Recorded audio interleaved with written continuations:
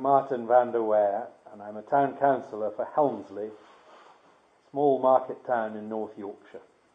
And I'm going to tell you the story of Helmsley's connection to the Magna Carta.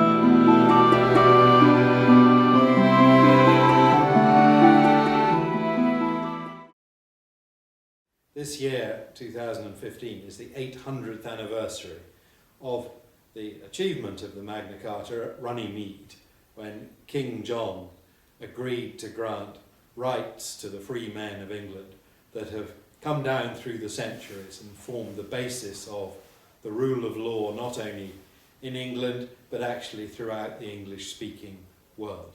So, what is Magna Carta and what is Helmsley's connection to it? Well, actually, Magna Carta is a drab-looking object. It's a piece of parchment about the size of an A3 sheet of paper. We have a facsimile copy of it in Helmsley that will be exhibited in Helmsley Castle this summer. But as an object, it's not the most exciting thing you've ever seen. It's something where you have to use some imagination to understand its historical importance and the resonance that it's gathered over these 8 centuries. It was actually repudiated within 9 weeks of that event at Runnymede on the 15th of June 1215. It was then revived, it was kicked around, it was ignored for long periods of history, and then adopted in the United States when they wrote their constitution, became revered over there, and so on. So it's had a kind of turbulent history. Only 3 or 4 of its 63 clauses are still active as part of English law, yet it's an artifact of world importance, carved into history, a kind of totem of the liberties of free men and women. So that's the Magna Carta, but what's Helmsley's connection? Well, I'm going to talk about a medieval baron called Robert de Roos, spelt R-O-S but pronounced as though it was R-O-O-S, Roos. He was the Baron of Helmsley at the time, and let me tell you about him. So we'll start with his great-grandfather, who was called Peter, or Piers de Roos. He was the steward of Holderness, which is, of course, an area of East Yorkshire towards the east coast. He was the steward on behalf of the Lord of Holderness, who was William the Conqueror's nephew, so a big man of the Norman aristocracy.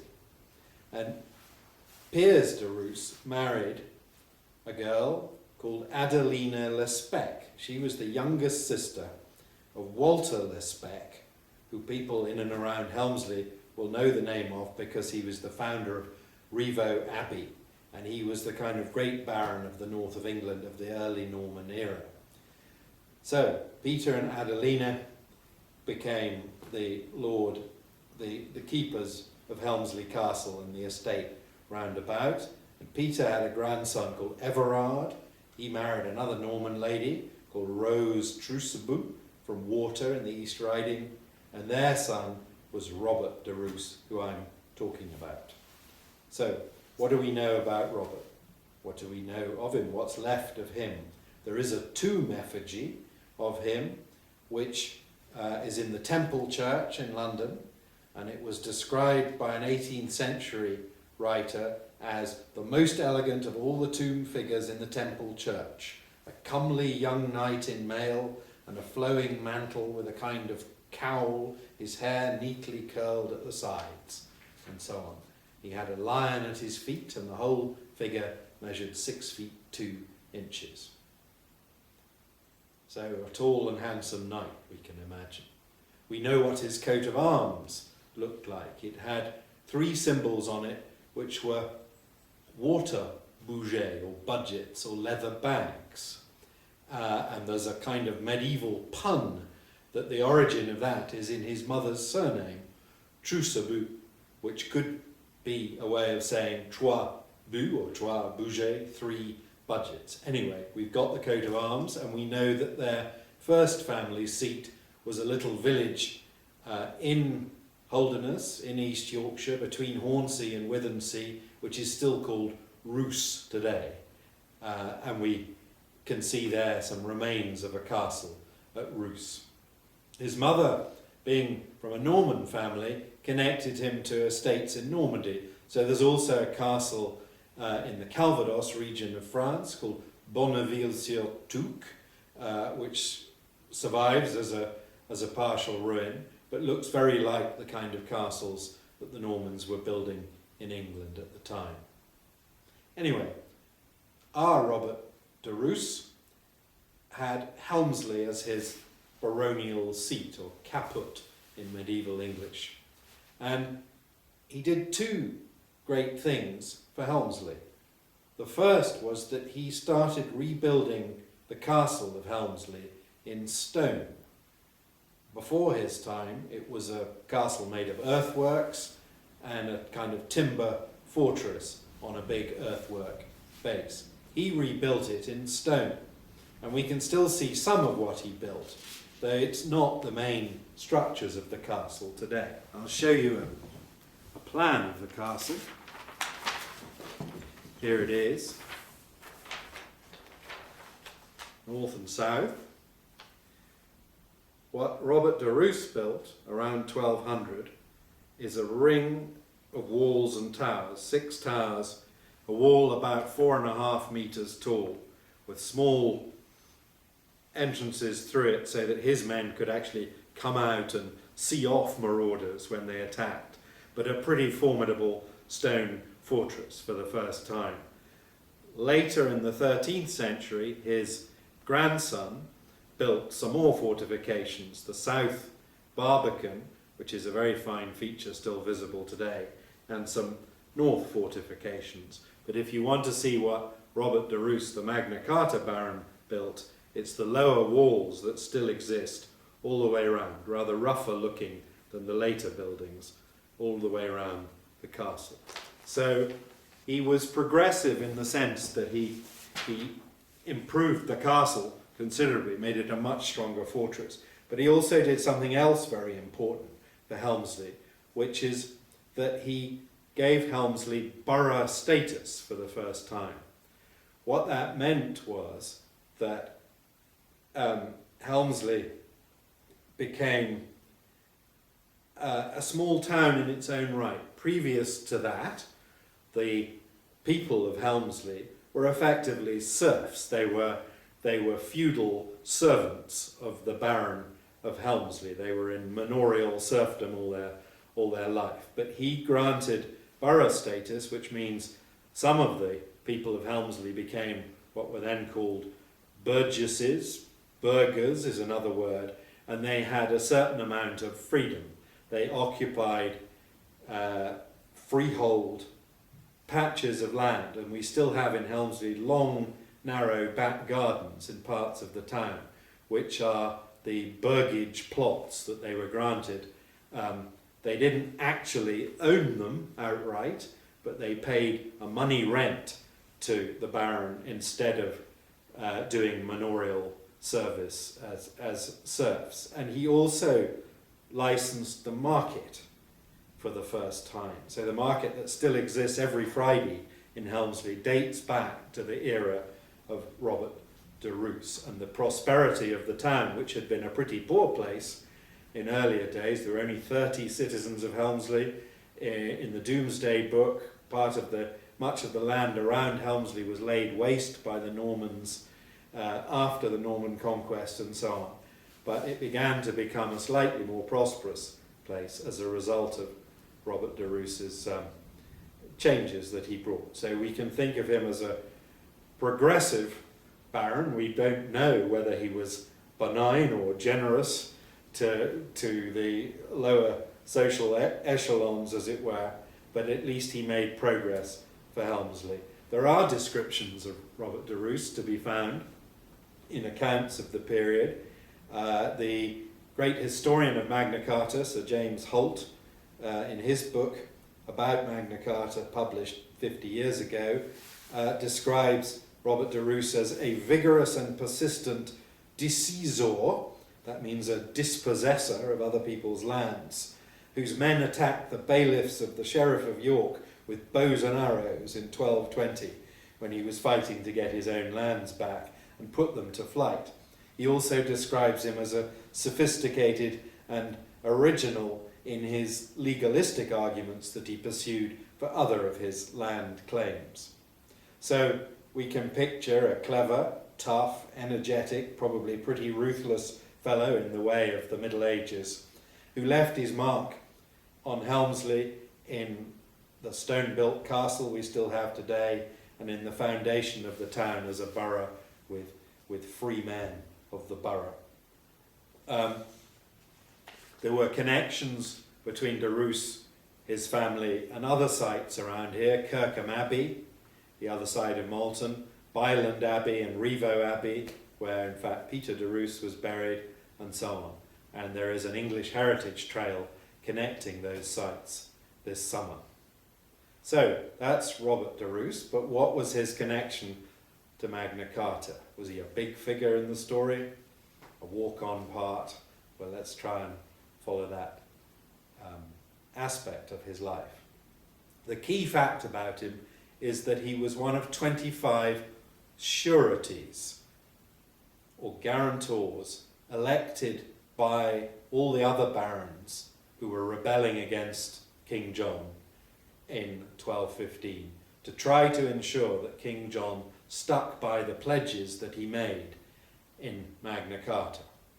Some of our neighbours also had barons, so there was William de Mowbray from Thirsk, and there was Richard de Percy from Topcliffe, and so on. There were barons from Skipton, from Pontefract, from Alnwick and elsewhere. They were scattered across England in no particular pattern. Now, the official history book of Helmsley says de Roos was one of King John's most resolute and unflinching opponents. I've seen him elsewhere referred to as one of the leading Northerners, the group of barons from the north of England, led by a man who he was related to by marriage, Eustace de Vesey of Alnwick, and so on. One contemporary chronicle says he was one of the chief incentors of this pest, that is, the baronial resistance to the king, by April 1215, when the barons got together at Stamford in Lincolnshire to agree on the demands that became Magna Carta. But actually, that's not quite an accurate picture of de Roos, because right up until the last moment, right up until late April 1215, he really seems to have been quite wobbly, and he certainly wasn't an early leader of the rebellion, but a late comer to it. Now, I'll try and explain that. We have to go back into some background about the dynasty to which King John belonged. He was a Plantagenet king. The Plantagenets were French, as the Normans were, but they were actually enemies of the Normans. They were warlords of a neighbouring part of France, Anjou, in the Loire region. An English history of this whole period is an Anglo-French affair, as it were, a battle of strength between factions fighting over lands all the way from Hadrian's Wall to the Pyrenees. And the Plantagenets succeeded to the English throne through the fact that Henry II, who became king in 1154, was the son of Matilda, who was a granddaughter of William the Conqueror. So the crown at that point passed from a Norman dynasty to the Plantagenet or Angevin dynasty. But the Plantagenets had a pretty bad reputation that lasts to this day. They were very brutal, very extractive, tyrannical rulers. They took treasure and coin wherever they could find it to finance their armies in their battles, particularly in France, and in the case of Henry II's successor, Richard the Lionheart, Richard I, to finance crusades in Palestine. Henry II was a brutal king associated with the murder of Thomas à Becket, Archbishop of Canterbury, in 1170, and there's a phrase used about him ruling with ira et malevolentia, in Latin, anger and malevolence, in the way that he ruled. John, King John, was Henry II's youngest son. He succeeded Richard in 1199. He plotted against Richard when Richard was alive. He dispatched a rival claimant who was his nephew Arthur. He possibly beat Arthur's brains out on a rock himself personally, and he proceeded to rule in just as tyrannical and extractive a way as his father had done before him. In particular, he took treasure, silver coin, whatever he could take from the barons and the earls, the people who actually had the wealth.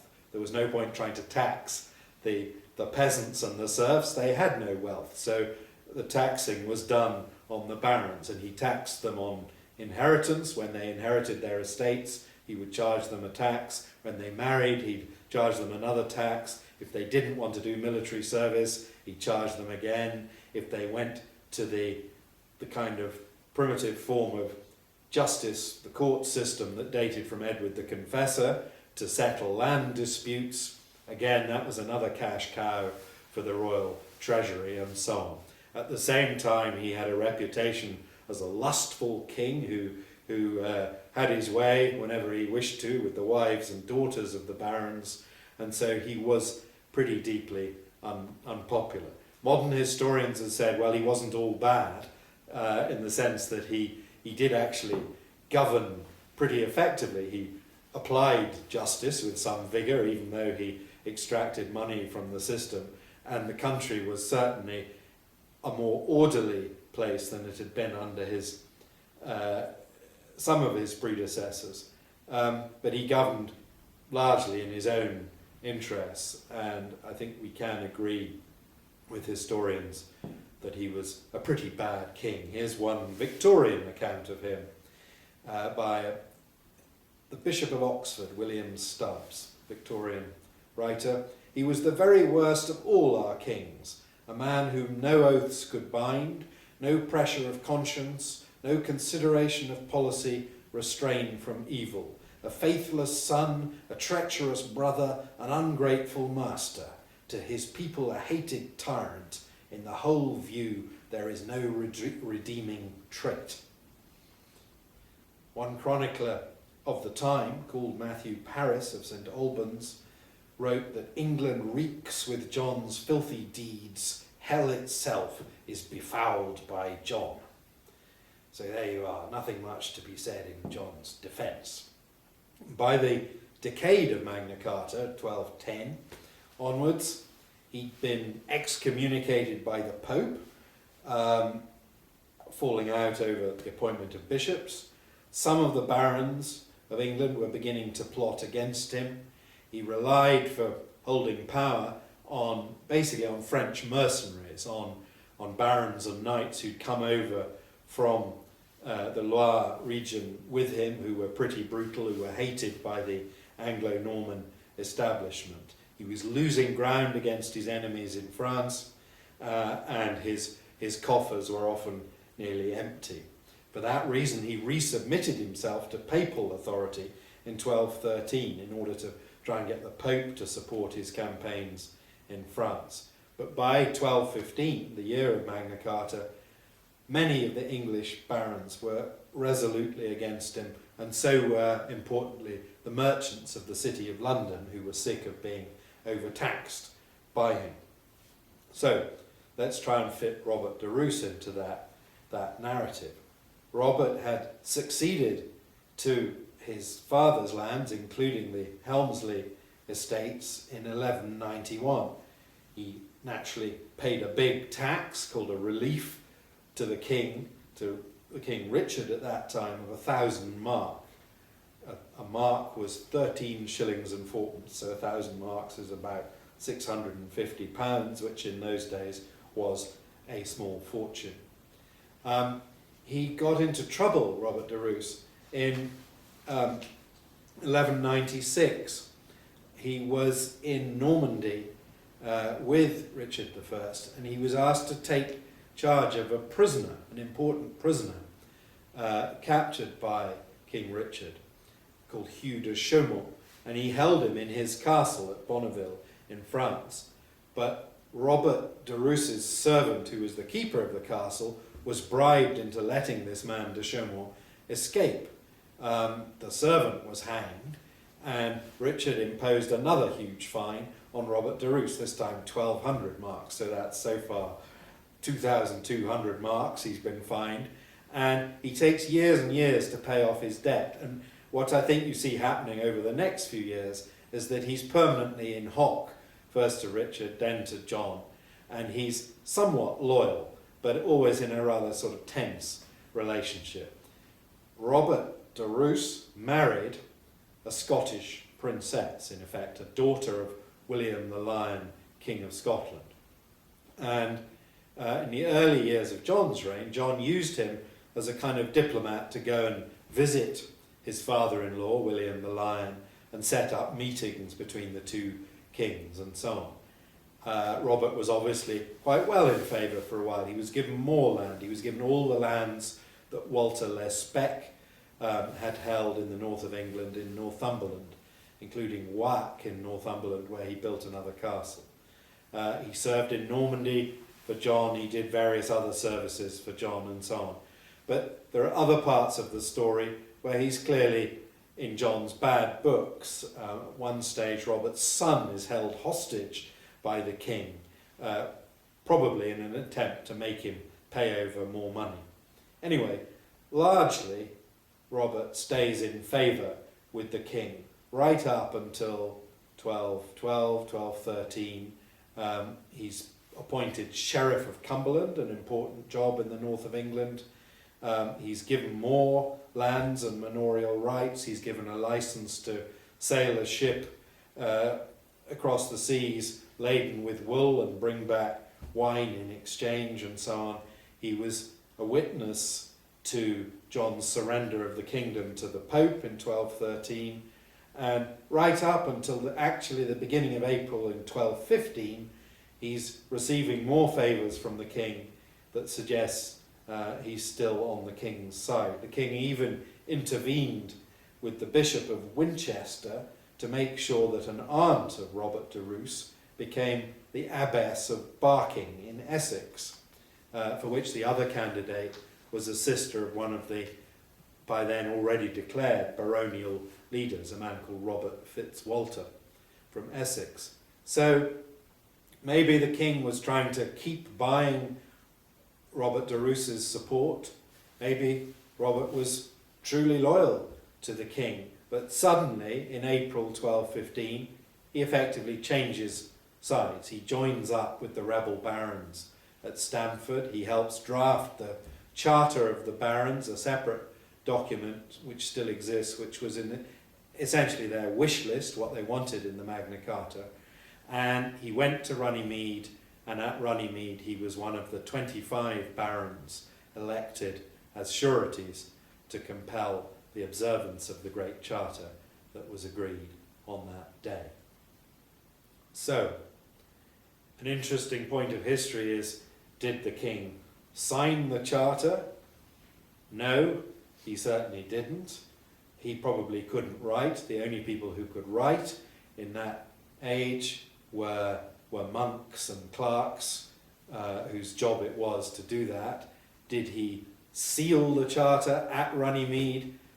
Probably not again, though there are many images of him doing just that, and also with a quill pen in his hand, but they're probably wrong. What he almost certainly did was swear an oath, and the barons swore an oath, and the oath was witnessed by the Archbishop of Canterbury, Archbishop Langton, who was there, and then the king's writing office, his chancellery, produced something like 40 copies of Magna Carta, sealed them with the royal seal, and sent them around the country so that the people of England knew that this had happened, because of course there was no other means of broadcasting it. What was the Magna Carta? Well, it was a peace treaty, though not a very successful one. England was on the verge of civil war at this moment. The barons, the merchants of London, against the king and his loyal French subordinates. It was a settlement of certain particular grievances of the time. It names some of those French henchmen and mercenaries who were with John and says they were to be excluded from powerful positions henceforth. It deals with, a rather curious thing, fish weirs in the Thames and the Medway. Why? Because fish weirs were impeding the ships that were so important to the trade of the merchants of the City of London. It guaranteed some traditional freedoms of merchants and other cities. It established a standardisation of weights and measures, which was a major step forward, and importantly it granted freedom to the Church of England, and that was the important point inserted by Archbishop Langton. In some ways it was conservative rather than progressive. It restated a lot of existing principles of feudal and forest law. It followed a tradition of charters in which preceding kings on their accession and at intervals during their reigns would issue charters saying what rights they agreed belonged to the barons and the people of England, but they were more often than not breached almost immediately by the kings who reigned by divine right, so there was no sanction to stop them if they didn't abide by what they'd said they would abide by. Foreign monarchs did much the same thing. So it was a lesser set of pledges than it sounds, and when it talks about free men, it doesn't mean that all the men and women of England, in fact least of all the women of England, but not all the men were free by any means. Many were still in feudal serfdom, but some were free, and it did give them rights and liberties, particularly to trial by jury and a justice system uninterfered with by the king. But what was different about this over all previous charters was the appointment of these 25 sureties, these barons who had the right set down in the charter itself to enforce it on the king and make sure that he did what he said. Well, so that was a beautiful idea and a step forward in constitutional law, but it made no difference at all to John, who secured an absolution from his oath from the Pope 9 weeks later and repudiated it. And so civil war then ensued again. Robert resisted the royal fight back. He fought with the other northern barons. He held out in his castle in Northumberland for quite a long time. He was excommunicated by the Pope. His lands were given to a loyal earl, an earl who was loyal to King John, and so on. After King John died, only a year later, October 1216, Robert was still resisting up until a battle at Lincoln in 1217, where his son was captured. But sometime after that, he basically gave in. He submitted himself to Henry III, the boy king who followed John. His lands were restored to him, though he had to fight to get some of them back from the other barons they'd been given to, but the king restored them to him, and he was back in favour. As for Magna Carta itself, it was reconfirmed by Henry III 3 times, definitively in 1225, and Robert was there as a witness to see that reconfirmation in Westminster by Henry III. And the 1225 version is held in as much reverence in legal terms today as the original 1215 version, because it contained a new clause which made it apply in perpetuity, that if anything contrary to this charter is procured from anyone, it shall avail nothing and be held for naught. So, what happened to Robert? He was now probably in his late 40s. He went into a monastery. He took the monastic habit as a Templar in the last couple of years of his life. He died in 1226 or early 1227, was buried in the Temple Church in London. And his descendants held the Helmsley estates until the late 15th century. So, Robert de Roos was one of the great builders of Helmsley, along with Mr. Duncombe, the first of the line that became the Earls and Barons of Feversham, along with Vicar Grey and other citizens of Helmsley. As for Magna Carta, it survived the centuries, it resonated with generations of English lawmakers, and it was referred back to over and over again in the Bill of Rights in 1689, in the writing of the American Constitution, and so on. The doors of the Supreme Court in Washington have a brass relief of King John and one of the barons at Runnymede. At Runnymede itself, the monument there was actually erected by American lawyers, by the American Bar Association in 1957, and it has what literally looks like a totem pole, a stone obelisk, as it were, in the middle of the monument, which encapsulates the whole Magna Carta story as freedom under law. So there we are, Helmsley's connection to Magna Carta. Thank you.